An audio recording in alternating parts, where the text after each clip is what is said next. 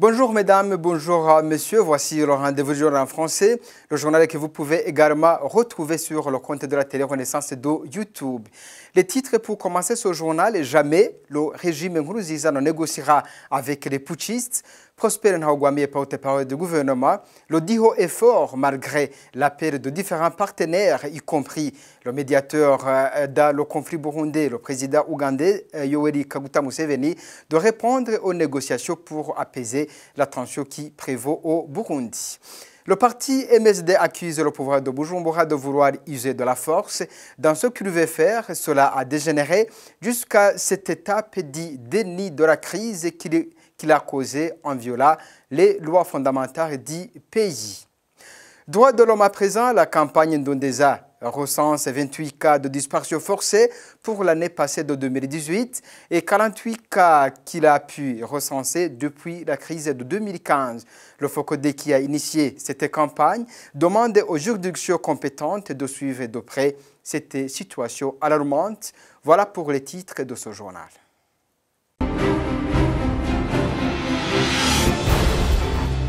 Rebonjour, le régime de Bujumbura annonce encore le refus catégorique des négociations pour résoudre la crise burundaise. Via son porte-parole Prosper Ntahogwamiye, les institutions élues ne négocieront pas avec ceux qui ont voulu renverser le pouvoir. Il indique qu'il serait une façon de légitimer ces actes contraires aux principes de la démocratie. On l'écoute. La culture démocratique est ancrée dans la société burundaise et rien ne viendra saper le pas déjà franchi. Les institutions démocratiquement élues ne négocieront jamais avec les putschistes. Pour le gouvernement du Burundi, négocier avec les putschistes signifie cautionner et légitimer le retour des pouvoirs de facto, un retour en arrière et un cycle infernal perpétuel de remise en cause de la volonté du peuple chaque fois au lendemain des élections, velléité que le gouvernement du Burundi a la ferme volonté de couper court définitivement et de manière irréversible. La place des putschistes pour le gouvernement du Burundi est devant les instances judiciaires et non sur une table de dialogue. Le gouvernement du Burundi demande plutôt aux États membres et surtout aux États qui les hébergent de prêter main forte le Burundi dans cette voie en les extradant au pays pour que la justice soit rendue. Et à ce propos, le parti MSD de l'opposition se dit ne pas être étonné de cette déclaration parce que cela date de son accession au pouvoir. Le CNDD-FDD n'a jamais voulu que les problèmes trouvent une solution négociée, d'où par ailleurs la paralysie dans tous les secteurs. Comme le dit le porte-parole de ce parti, Epitas Shimirimana, selon ce parti de l'opposition, les Burundais devraient plutôt penser à se trouver une solution pour rétablir l'ordre. Écoutez.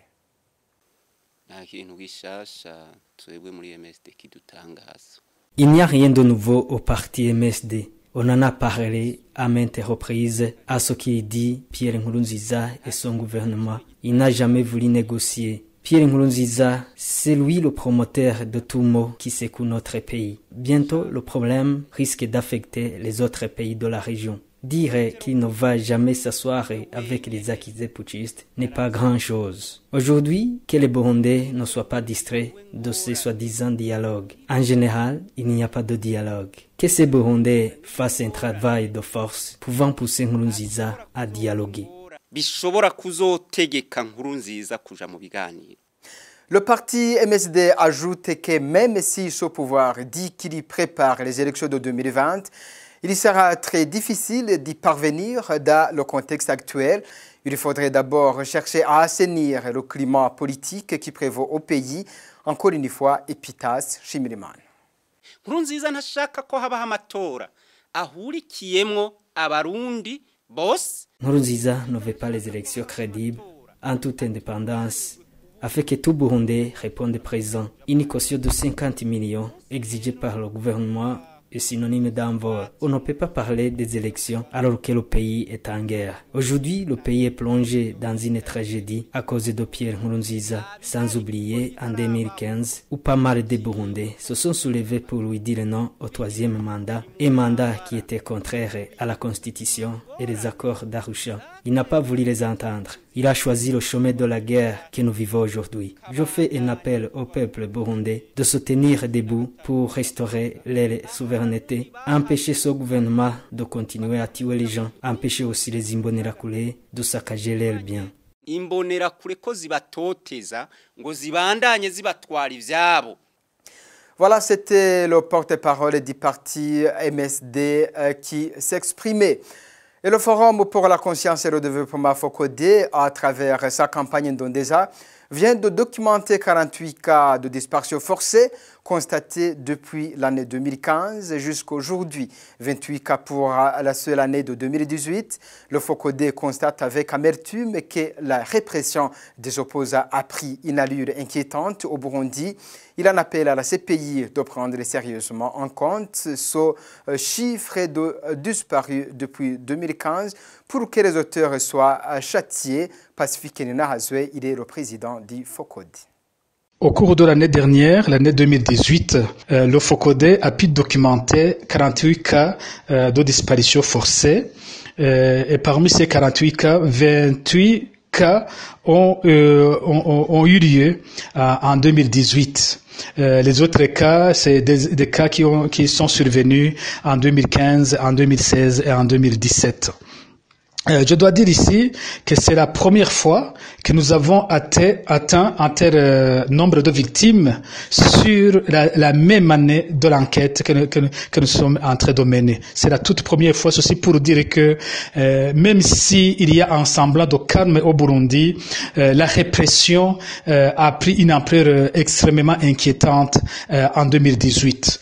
Cela signifie que dans le silence, que dans ce semblant de calme, le pouvoir continue à réprimer tous ceux qui sont opposés au troisième mandat ou au régime de Pierre Nkurunziza ou qui sont perçus comme des opposants. Là, immédiatement, je vais dire que la majorité des cas que nous avons reçus au début jusqu'au milieu de l'année 2018, la majorité des victimes étaient des membres du parti MSD dirigé par Alexis Sinduhije, tandis que dans la deuxième moitié, surtout dans le quatrième trimestre de 2018, nous constatons que la majorité des victimes sont des militants du parti FNL d'Agathon Rwasa. Ceci pour dire que les victimes se retrouvent aussi bien parmi des Hutus comme des Tutsis, ils sont parmi des hommes comme des femmes, mais au niveau de l'âge, la plupart sont encore des jeunes. Le pouvoir continue à traquer la jeunesse, à traquer aussi les opposants contre le régime de Pierre Nkurunziza. Le deuxième élément que je vais signaler ici, nous avons constaté dans un premier temps que la province d'Ngozi revenait à plusieurs reprises, Ngozi, mais aussi spécialement la commune de Tangara. Nous avons remarqué ce fait, surtout à l'époque où Vena Miburo était encore chef du service national de renseignement en province Ngozi. Nous avons aussi connu une deuxième province qui n'avait jamais figuré dans les rapports de la campagne Ndondeza, mais qui a marqué la fin de 2018, c'est la province de Tchankuzo, où le chef du renseignement dans cette province, Bonaventure Niyonkuru, a arrêté pas mal de gens qui, par après, n'ont jamais été retrouvés. Alors, en terminant, je voudrais encore une fois dire que le phénomène est toujours préoccupant, le phénomène de disparition forcée. Je vais en appeler encore une fois à la Cour pénale internationale pour demander que la disparition forcée soit rapidement prise en compte et que les auteurs de ces crimes extrêmement graves soient châtiés. Et je remercie les familles des Burundais qui continuent à appuyer la campagne Ndondeza en nous informant lorsque les leurs ont disparu. Et j'encourage aussi d'autres familles à le faire. Politique à présent, le code électoral de 2020 consacre l'exclusion au Burundi et met fin à la démocratie au Burundi. C'est le point de vue de Léon Sengendakumana, vice-président du parti Sawanya Frodebu. Pour cet homme politique, un code électoral inspiré par une constitution qui instaure l'exclusion comme mode de gouvernance au Burundi devrait être ainsi Léon Sengendakumana. ce code électoral prend racine sur une constitution controversée, une constitution qui consacre, qui institutionnalise, si vous voulez, l'exclusion, qui consacre l'impunité des crimes, une constitution qui divise systématiquement les citoyens burundais, et partant, ce code électoral ne peut pas en être autrement. Alors, prenons des cas précis, ne parlons pas de 50 millions. 50 millions, ça veut dire que le CNDD-FDD veut aller seul aux élections présidentielles, ça se voit parce que, eu égard à la pauvreté que nous vivons dans ce pays, à la misère, au chômage qui plane sur le peuple burundais, quelqu'un qui ne parvient pas à manger, quelqu'un qui ne parvient pas aujourd'hui à satisfaire à ses besoins fondamentaux, comment est-ce qu'il peut avoir 50 millions, même s'il a de bons programmes, s'il a une vision qui soit supérieure à celle du pouvoir en place? Je me dis que ça a été fait sciemment. C'est lui qui acceptera de les accompagner, on lui donnera ces 50 millions, puisque c'est de l'argent composé dans les caisses de l'État. La Constitution de la République du Burundi consacre l'égalité des chances pour tous les citoyens, mais maintenant, allez voir comment est-ce que les listes seront constituées. Pour les partis politiques et les coalitions, ce sont des listes bloquées. Pour un indépendant, il sera seul. Ils ne seront même plus autorisés de se mettre ensemble pour constituer une liste bloquée. Dans une même circonscription, pour que un parti politique ou une coalition ait un député, il faut avoir 2%. Il faut avoir 2%.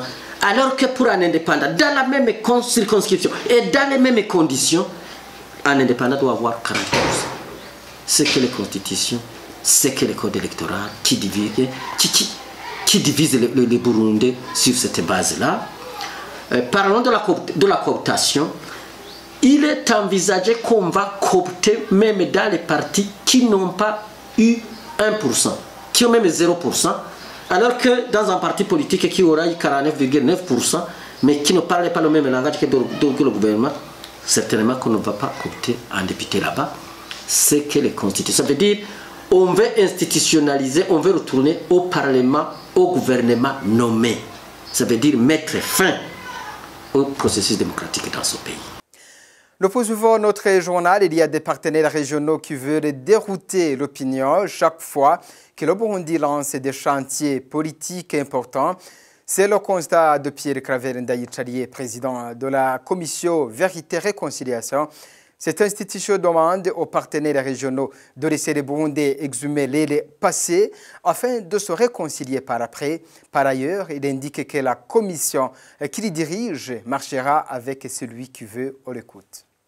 Depuis quelques semaines, à l'instar d'autres acteurs nationaux, la commission Vérité et Réconciliation constate qu'il y a encore de nos jours des partenaires régionaux qui veulent dérouter l'opinion chaque fois que le Burundi lance des chantiers politiques importants comme l'établissement de la vérité et des responsabilités sur les tragédies qui ont endeuillé notre pays. Les règles de communication diplomatique classiques entre les États en souffrent énormément puisque les correspondances destinées aux plus hautes autorités du Burundi se retrouvent dans les réseaux sociaux avant de parvenir officiellement à leurs plus hauts destinataires. Les pays de la communauté est-africaine doivent se pencher sur cette question pour redresser la situation dans l'intérêt mutuel des peuples de la sous-région. La Commission demande aux partenaires régionaux et internationaux de ne pas user de double langage. La CVR travaillera avec toutes les personnes et institutions qui ont soif de la vérité et qui souhaitent accompagner le Burundi. Dans une démarche participative, la Commission Vérité et Réconciliation écoutera les témoins encore vivants, consultera les documents écrits et confrontera les diverses sources d'informations pour éviter au peuple burundais la globalisation qui prend en otage les générations présentes et futures. D'ores et déjà, la Commission remercie les acteurs nationaux de la réconciliation qui participent à une œuvre importante de guérison des cœurs et des âmes. À la fin de l'exercice, la vérité recherchée et la réconciliation engagée seront dans une large mesure celles rendues et souhaitées par les populations burundaises de nos collines et de nos quartiers. Que les partenaires de la région laissent les Burundais exhumer leur passé en vue de leur réconciliation. Qu'ils ne jugent personne en attendant que la sévère établisse la vérité. Que les partenaires nationaux, régionaux et internationaux qui connaissent la vérité sur les tragédies qui ont endeuillé le Burundi la communiquent à la sévère par les voies appropriées. Et les propos tenus par le président actuel de la Commission Vérité Réconciliation, Pierre-Claver Ndayicariye, montrent qu'il travaille pour le parti au pouvoir CNDD-FDD qu'il a toujours promu pour son militantisme. C'est ce qu'indique l'ancien sénateur du Burundi, Emmanuel Nkengurutse, qui rappelle le rôle de cette commission et sa genèse. Malheureusement, la commission a été amputée de ses valeurs de justice et de réconciliation. Ndayicariye ne fait qu'accomplir les ordres du parti au pouvoir CNDD-FDD qu'il a donné ce poste pour des raisons purement politiques. On l'écoute. Il dit qu'il va travailler avec ceux qui le veulent, n'est-ce pas, dans sa méthode de pouvoir connaître la vérité. Et là, ce qui est étonnant, c'est parce que il s'écarte de sa mission. La mission première, c'est de connaître la vérité de l'histoire du pays et la vérité sur les crimes, les massacres, les crises et les pétitifs qui ont frappé le Burundi et ainsi pouvoir rendre justice aux victimes, à toutes les victimes. C'est ça la mission. Rendre justice, ou connaître tout au moins ce qui se passe. Et ce qui s'est passé ne pourra jamais le savoir s'il ne cherche pas à consulter toutes les victimes, n'est-ce pas, de ces tragédies, et savoir les auteurs de ces préliminaires d'ailleurs à toute action de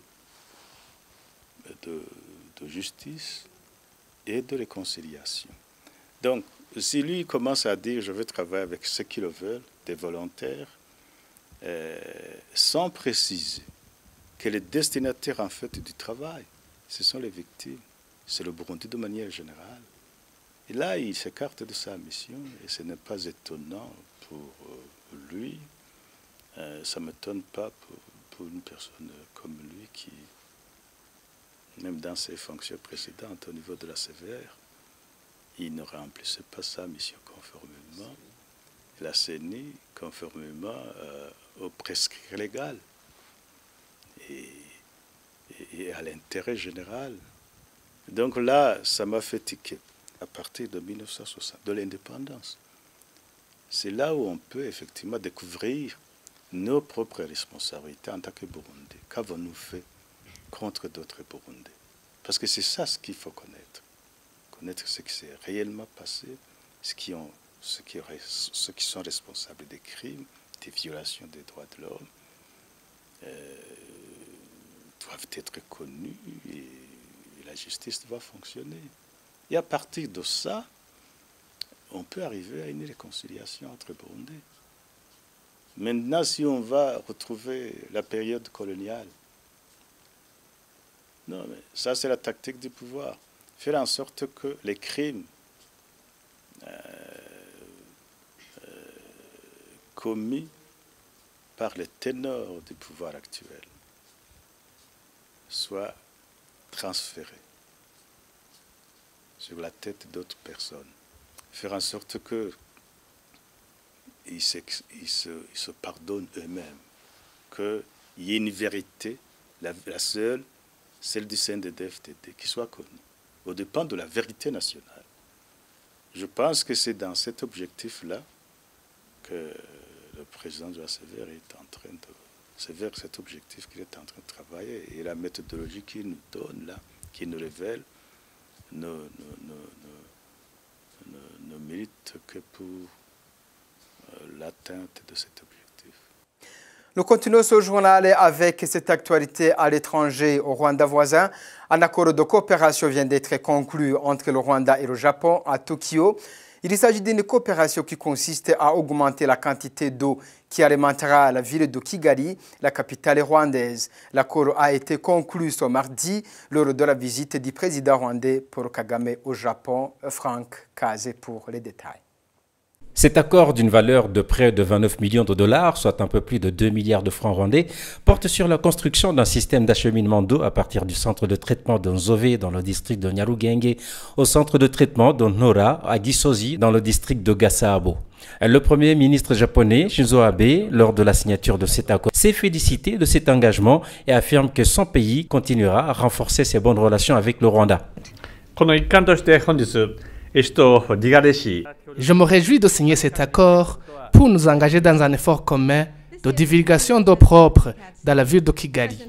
Nous continuerons à travailler avec le président Kagame pour renforcer les relations entre nos deux pays. Même son de cloche du côté du président rwandais, en même temps président en exercice de l'Union africaine, Paul Kagame, qui s'est dit content des relations entre son pays, le continent africain et le Japon, et s'est également engagé à les renforcer. Rwanda appreciates the friendship and cooperation we enjoy with Japan. Le Rwanda est content de ses relations avec le Japon. Sincèrement, cet accord est un nouveau pas pour nous permettre de renforcer ces relations, même sur le plan du développement. Par ailleurs, le Japon est un beau partenaire de l'Afrique. Nous continuerons à renforcer ce partenariat dans divers domaines.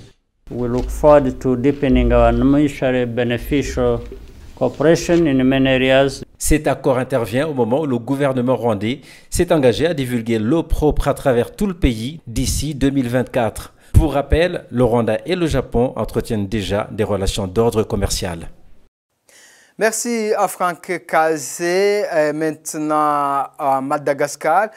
André Rajoelina sera bel et bien le président plutôt de la grande île dès le 19 janvier 2019.